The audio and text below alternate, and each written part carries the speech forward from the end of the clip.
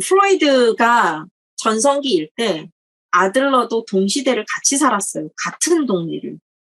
그래서 아들러는 프로이드에 의해서 초대받은 사람 중에 한 사람이었습니다. 두 분 다 의사셨지만 물론 연배는 프로이드가 훨씬 높고요. 삼촌뻘이 되는 거죠.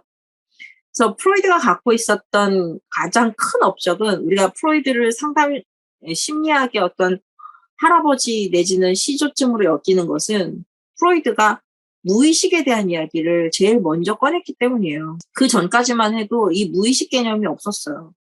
그래서 여러분들이 많이 보셨어요. 어디서 심리학을 했다 하면 매번 누군가는 그렸을 법한 이 빙산 있잖아요.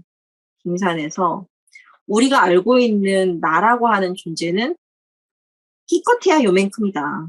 이게 나라고 생각하고 있는데 사실은 그보다 더 많은 부분 우리는 내가 알 수 없는 무의식에 의해서 움직여진다. 무의식이라고 하는 것이 있다. 물론 이것을 디테일하게 나누면 의식에 가장 가까운 상태의 전의식이 있어요. 이 전의식이라고 하는 거는 뭐냐면 우리가 기억을 못했는데 누가 이렇게 힌트만 주면 기억이 나는 거예요. 그 사람 기억나? 누구? 나 모르는데? 이렇게 얘기했는데 왜 너 그 옛날에 그때 기억 안 나? 그때 동창회 때 와가지고 너한테 안녕하세요라고 인사했던 그 사람 말이야. 걔가 인형이야. 걔가 인형이야? 라고 기억이 나는. 그러니까 무의식의 수준에 있지만 의식과 가까운 수준에 있는 것을 전의식이라고 부르는데요. 어쨌든 그것까지를 포함한다고 하더라도 프로이드가 나타나기 전까지는 요게 인간이었어요. 우리가 이해하고 있는 인간은 이 정도다. 이게 전부였습니다. 그런데 이 부분을 확 확장시킨 게 프로이드의 전과죠. 우리가 무의식에 많이 영향을 받고 있다. 이 얘기를 논문으로 이렇게 표현하고 실증적인 데이터 사례를 보여줌으로써 많은 의학계에서 이 무의식이라고 하는 존재를 받아들이지 않을 수 없을 어떤 개가를 만들었다는 것이 프로이드의 업적이죠. 그래서 프로이드는 아주 특별한 위치에 선점되게 됩니다. 그래서 프로이드가 말하는 무의식에 있어서 무의식은 그럼 무의식 자체냐라고 했을 때 이 무의식도 분석을 해요. 그래서 무의식에도 세 가지 영역이 있다는 거죠. 아주 깊이에는 이드. 이드는 충동이에요, 충동. 동물과 똑같은 충동. 이게 있다는 거죠. 인간도 동물이다. 맞는 말이죠.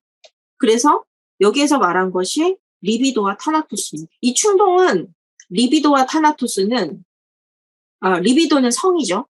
타나토스는 폭력입니다. 근데 정확한 번역은 아니라고 저 개인적으로는 생각해요. 리비도는 생이죠. 타나토스는 파괴니까 사자. 죽고 사는 문제예요. 성공하고 실패하는 문제예요. 내가 사느냐 죽느냐 아주 기본적인 욕망이죠. 생존의 욕구와 관련되어 있는 이드. 사는 것과 죽는 것과의 문제. 이 문제에 아주 예민하게 반응하는. 그래서 내가 살 수 있는 길이라고 하면 아주 맹렬하게 달려들고 내가 죽을 거라고 생각하면 맹렬하게 도망가는 이 아주 본능적인 이들을 본능이라고 얘기해도 틀린 말은 아닙니다. 이게 있고요. 이것과 정반대되는 개념 중에 뭐가 있냐면 이게 상하위가 있는 건 아닙니다. 슈퍼에고. 이 슈퍼에고는 도덕률입니다. 내가 적어도 이런 인간이 되어야 돼. 라고 가지게 되는 도덕률이죠. 뭐 쉽게 아주 시쳇말로 얘기하면 잔소리예요. 잔소리. 인간은 이렇게 살아야 해. 무의식 안에서 얘랑 수도 없이 싸운다는 거죠. 저 여자 예쁘지 않아? 같이 잤으면 좋겠어. 라고 하는 본능이 확 올라올 때 정신 차려. 너 유부남이야. 하는 이것이 무의식에서 계속 반복이 된다는 거예요. 우리는. 표현하지 않지만 의식적으로는 그냥 가만히 앉아있을 뿐이지만 우리 몸 안에서는 이미 그런 것들이 계속 반복이 되고 있고 이것을 조정하는 것이 에고.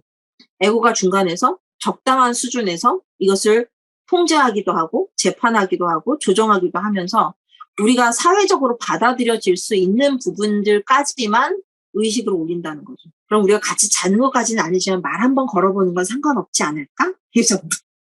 사회적으로 받아들여질 수 있는 수준으로 정화시킨다는 거예요. 이 세 명이 쿵짝을 다 맞춰서 결국에는, 근데 그걸 못해서 강간을 한다거나, 그걸 못해서 막 성희롱을 한다거나, 그렇게 되면 사회적 부정을 보이죠? 그래서 이 와중에서 이 과정을 잘 처리하는 사람은 건강한 사람이고, 이 과정을 잘 처리하지 못해서 사회적으로 받아들여질 수 없는 행동을 하는 사람들은 부적응한 사람인 거죠. 그래서 여기에선 필히 좋은 방어 기제든 나쁜 방어 기제든 방어 기제를 쓴다는 거예요. 다 나오지 못하게, 걸러 나오게. 우리가 생각하는 것이 다 떨어져 나오지는 못하게 방어 기제를 쓴다는 거죠. 그래서 여러 가지 방어 기제들 속에서 우리는 우리가 진짜로 느끼고 있는 것과 행동하는 것과의 차이를 많이 보인다는 거예요. 내가 의식적으로 하는 행동의 의미를 정말 정확하게 이해하기 위해선 이 무의식을 이해해야지만 가능하다. 프로이드 상담은 소파에 이렇게 누워서 무의식적으로 나오는 단어들을 다 그냥 오픈하게 해요. 소위 그러니까 의식적으로 하는 정제된 언어보다 무의식적으로 하는 뭐 그냥 실수 내지는 뭐 무의식적인 되뇌임 이런 것들이 더 숨겨진 의미를 갖고 있다고 생각합니다. 꿈 이런 것들이요. 그래서 프로이드의 상담은 모호하기도 하지만 굉장히 상담 회기가 길어요. 이 당시만 해도 상담이라고 하는 건 당연히 귀족들만 하겠죠? 누가 그때 정신적인 문제로 돈을 지불하면서 카우치에 누워있을 수 있는 평민이 몇 명이나 됐겠습니까? 굉장히 귀족적인 작업이었고, 상담이라고 하는 개념 자체도 사실 이때는 정립이 안 되어 있는 치료의 한 단계로 쓴 거죠. 그래서 굉장히 귀족적인 작업이었기 때문에 돈도 많이 들고요. 회계도 굉장히 늘어나고요. 어쨌든 그런 작업이지만 프로이드는 여기서 아주 특별한 존재로서 그 파란을 일으킨 독보적인 존재로서 프로이드가 각광을 받으면서 프로이드 학회를 만들게 됩니다. 수요 모임으로 시작하는 학회를 만들게 되는데 거기에 아들러가 초대가 됩니다. 그리고 초기 회장을 아들러가 했다고 제가 말씀드렸죠. 프로이드 학회의 초기 회장을 아들러가 했습니다. 그만큼 프로이드와 아들러는 동지이며 또 동료이며 가까운 사이였고, 그래서 아들러가 프로이드 이론을 이해 못했다 아닙니다.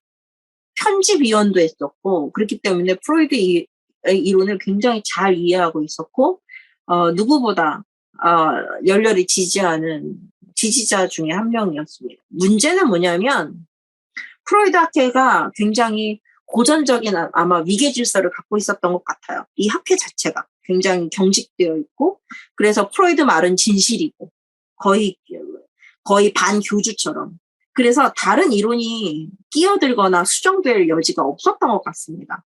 초대 회장까지 했던 아들러는 결국 1912년도에 만들었던 그 다음 해에 독립하게 됩니다. 이 아들러와 뜻을 같이 하는 사람들과 독립해서 개인 심리학을 만들게 되죠. 아시겠지만 이 아들러의 개인 심리학은 우리가 말하는, 국어에서 말하는 개인, 이 얘기가 아닙니다. 나의 심리학이 아니고요. 개인이라고 하는 것은 인디비주얼이에요. 인디비주얼은 나누어지지 않는다. 나누어지지 않는 존재로서의 심리학입니다. 그게 무슨 말이냐? 너무 많이 나눴잖아요, 지금? 이게 한 사람이에요. 한 사람을 프로세스화 했잖아요. 마치 컴퓨터 조립하듯이. 인간이 한 사람인데 이게 다 한 사람이에요. 한 사람 안에 의식이 있고 무의식이 있고 전의식이 있는데 무의식 안에는 슈퍼에고가 있고 에고가 있고 이드가 있고, 이 프로세스를 잘했을 때 올라가면 건강한 사람이고, 이 프로세스가 고장이 나면 방어 기제가 더 강해지면서 뭔가 부적응한 인간이 된다. 마치 인간을 기계처럼 표현하고 있어요. 그래서 우리는 어디를 수정해야 된다? 이 부분을 들어가서 메커니즘을 돌려서 다시 해봐야 된다. 이렇게 얘기를 하고 있는데요. 아들러의 가장 큰 원칙은, 이걸 부정하자는 뜻은 아닙니다. 인간은 그러나 이것으로 이해되기보다 전 존재로 나누어지지 않은 하나의 온전한 존재로 이해되어야 한다. 이게 인본주의 사상입니다. 나누어지지 않는 존재. 인간은 온전히 그 존재 자체로 이해되어야 한다. 이게 무의식에서 나온 거고 네가 5살 때 무슨 고착을 형성해서 그걸 못 해가지고 퇴행한 거니까 그럼 그 고착을 하나 무슨 나사를 바꾸는 것처럼 파원을 바꾸는 것처럼 그 엔진만 고치면 너 괜찮을 거야. 이런 얘기를 하고 싶지 않다는 거예요. 인간은 온전한 존재다. 그래서 개인 심리학에서 인본주의가 나옵니다. 그럼 개인을 개인으로 그냥 온전하게 이해하고 독특하고 다른 사람들과 비교되지 않을 독특한 창조성을 지닌 존재로 보는 거죠. 인간을 바라보는 그 존재 자체에 대한 시선이 달라요. 이거는 모든 사람이 다 이렇다는 거잖아요. 누구든. 할머니든 할아버지든 딸이든 아들이든 나든 남편이든 다 이 프로세스를 갖고 있다는 얘기잖아요. 똑같이 일률적으로 이렇게 된다는 얘기인데요. 아들러 입장에서는 한 사람은 더 이상 쪼개지지 않고 나누어지지 않으며 그리고 모든 사람은 다 독특하다. 내가 이렇게 있으면 내 딸은 여기 있어요. 내 아들은 여기 있고. 다 다르다는 겁니다. 하나로 명명되어지지 않는다. 인간은. 이겁니다. 너무 심플하지 뭐가 없잖아요. 그러니까 맹공격을 합니다. 프로이드 학회에서. 그게 뭔 소리냐. 어? 그게 무슨 말이냐. 인간이 그래 뭐 뭔가 인간에 대한 프로세스를 만들어줘야 해결책을 볼 거잖아요. 근데 그냥 인간은 그냥 온전제고 나누어지지 않고 있는 그대로 이해해야 한다. 그렇게 해서 어떻게 인간을 이해하냐라고 얘기했을 때 아들러는 인간을 이해하는 건 그의 사회생활이라고 본 거예요. 그가 다른 사람들과 맺고 있는 이 사회생활, 다른 존재들과 맺고 있는 이 공동체 장에서의 어떤 행동을 하는가, 공동체성이 강조됩니다. 이 사람은 사회생활을 어떻게 하는가, 다른 사람들과 어떤 관계를 맺고 있는가. 그래서 관계심리학, 사회심리학 이런 말들이 아들러를 대표하는 말입니다. 온 존재로서 그 사람이 딸과 어떤 관계를 맺는가, 그 사람이 아들과 어떤 관계를 맺는가, 이 관계 맺는 패턴, 거기에서 공동체를 성장하게끔 하고 공동체 발전을 이루게끔 하고 본인도 스스로 이 공동체 안에서 성장하고 그런 건강한 사람이고요. 이 공동체를 파괴하고 스스로 이 공동체 안에서 무너지고 그러면 건강하지 않은 사람이다. 너무 상식적인 얘기죠, 사실은. 너무 상식적인. 근데 이 아들러 심리학이요. 이 아들러 심리학이 그래서 어떻게 보면 이거는 본격적으로 심리학 쪽으로 계열을 잡았다면 아들러는 안 받아들여졌다는 건 절대 아니지만 더 넓게 갑니다. 이렇게 사회생활을 잘한다라고 했을 때 심리학만 관련된 게 아니잖아요. 심리학뿐만 아니라 교육, 특히나 부모관계, 가정교육, 부모교육. 그래서 초대 아들러리안들을 보면 심리학자만 있는 게 아니라요. 선생님, 부모님 이런 분들이 모두 다 넓게 이 아들러 심리학에 동의했습니다. 가장 큰 차이점이 뭐냐? 프로이드 학회와 아들러 차이의 가장 큰 차이점은 인간관이 다르다는 거고요. 두 번째 다른 차이점이 뭐냐라고 했을 때 결정론입니다. 결정론이라는 건 뭐냐면 인간이 어렸을 때 이렇게 결정이 되어지면 쭉 그렇게 자란다는 거죠. 네가 지금 이런 행동을 하는 건 5살 때 그 행동이 있었기 때문이야. 과거가 미래를 결정해요. 그래서 과거의 이 트라우마를 살펴보지 않으면 이것 때문에 그렇게 행동할 수밖에 없다는 거죠. 현재와 미래가 과거에 달려있다고. 아들러는 그럼 절대 아니냐? 아닙니다. 아들러도요. 이걸 받아들여요. 그러니까 우리가 초기 기억을 하는 거죠. 사실. 과거에 하나에 맞춰진 인상은 현재와 미래에 영향을 줍니다. 그러나 결정적으로 이렇다는 게 아니고요. 이때 만들어진 패턴만 이해하면 과거에 그런 경험들이 나에게 어떤 해석을 주었는가 인지주의죠. 과거의 그 경험이 나를 그렇게 만드는 게 아니고요. 과거의 그 경험을 내가 어떻게 해석했느냐. 과거의 이 사건이 나를 이렇게 만드는 게 아니고요. 과거의 그 사건을 내가 어떻게 해석했느냐. 어떻게 받아들였느냐가 지금 현재를 해석하는 것과 같다는 거예요. 현재와 미래의 해석과 같아요. 그래서 중요한 건 뭐냐면 그래서 이 해석을 바꿀 수 있다. 이 해석을 면밀하게 바라보고 이 해석을 변화시킬 수 있다면 인간은 변화한다는 거죠. 이것을 유연한 결정론이라고 부릅니다.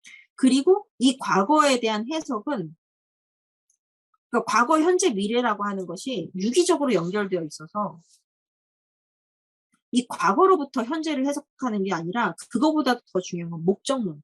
내가 어떤 사람이 되고 싶어 하는가. 인간에겐 현재와 현재도 있지만 미래에 내가 어떤 사람이 되고 싶은가 하는 목표요. 내가 바라고 있는 목표. 이 지점에 따라서 나를 충분히 변화시켜 나아가고 창조적으로 나를 만들어 나아가는 존재다라고 보는 거죠.